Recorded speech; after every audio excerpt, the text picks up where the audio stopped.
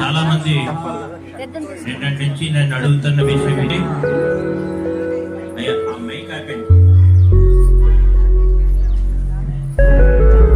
అమ్మాయి కాకి వాళ్ళకి స్వాహాగా ఏర్పడితే చాలు. ఈ యజ్ఞ భాగవతంగా జరిగిపోయిన తర్వాత ఇటుపక్క వచ్చి కూర్చోండి అందరూ చక్కగా. అంటే ప్రశ్న వేశారు, మేము ఎక్కడ తులసి కళ్యాణం చూడలేదండి, రుక్మిణి కళ్యాణం విన్నాం, సీతా కళ్యాణం విన్నాం, అలాగా ఏదో తప్పకుండా తెలియజేయాలి. ఇది లోక కల్యాణార్థం చేసే వ్యవహారం కాబట్టి లోకానికి తెలియజేసే సమయం ఆసన్నమైంది అని చెప్పి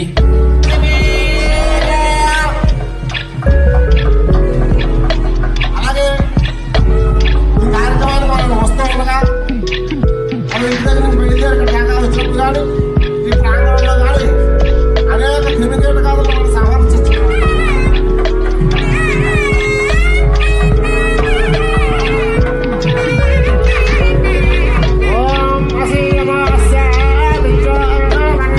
అందరికీ కూడా సంపూర్ణమైన రక్ష కలగాలి అని చెప్పి నమస్కారం చేసుకోండి.